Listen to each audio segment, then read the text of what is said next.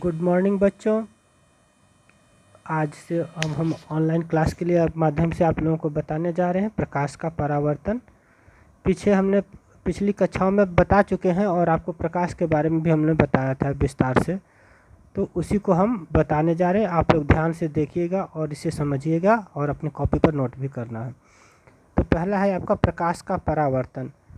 जब कोई प्रकाश की किरण किसी एक माध्यम से दूसरे माध्यम में प्रवेश करती है तो परावर्तक पृष्ठ से टकराकर वापस उसी माध्यम में लौट जाती है, तो इस घटना को प्रकाश का परावर्तन कहते हैं। जैसे कि फिगर में आपको दिखाई दे रहा होगा, M1 और M2 क्या है, एक परावर्तक पृष्ठ तल है और AO जो है किरण आपतित हो रही है, वो भी कैसी आपतित होगी, तिरछा आपतित हो रही है। तो जब प्रकाश की किरण क्या होती है, तिरछी आपतित होती है और परावर्तक एक माध्यम से दूसरे माध्यम में प्रवेश करती है और परावर्तक पृष्ठ से टकरा करके वापस ये उसी माध्यम में वापस लौट रही है। जैसे AO आपतित हुआ और OB क्या हो गई, परावर्तित हो गई।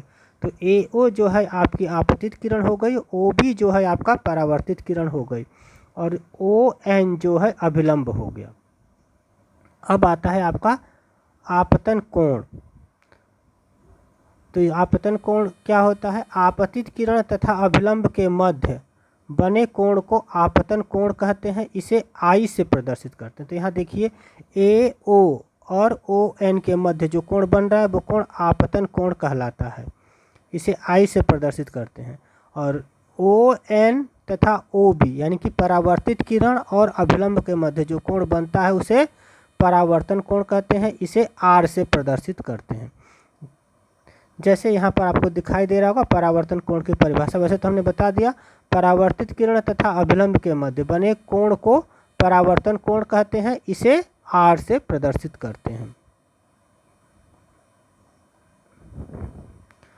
अब आता है इसमें परावर्तन के दो नियम हैं। तो प्रकाश के परावर्तन के नियम से क्वेश्चन पूछा जाता है। तो प्रकाश के परावर्तन के दो नियम हैं। प्रथम नियम या पहला नियम, आपतित किरण, परावर्तित किरण तथा आपतन बिंदु पर अभिलंब तीनों ही एक तल में होते हैं। पहला नियम हो गया, जैसे इसमें आपको दिखाई दे रहा होगा फिगर में कि ये आपतित किरण, परावर्तित किरण, अभिलंब और ये आपतन बिंदु जो तीनों है क्या है, एक ही तल में होते हैं। नियम कह रहा है कि परावर्तन कोण R सदैव आपतन कोण के बराबर होता है, अर्थात कोण I इक्वल टू कोण R होगा। शर्त एक प्रकाश किरण पृष्ठ पर जब लंबवत आपतित होती है, जो ऐसा हमने बताया था अभी, तो उसके मार्ग को पुनः अनुसरण करती है। जिस मार्ग से आती है उसी मार्ग में वापस लौटती है। जैसे ये दिखाई दे रहा है कि यहाँ से आई और दूसरे माध्यम में प्रवेश की, परावर्तक तल से टकरा करके उसी माध्यम में वापस लौट गई, जबकि लंबवत आपतित होती है।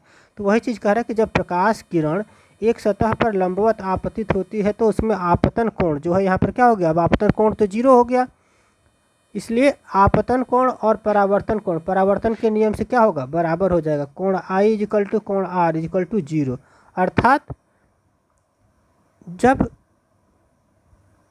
परावर्तित किरण क्या होगी, सतह के लंबवत ही हो जाएगी। धन्यवाद।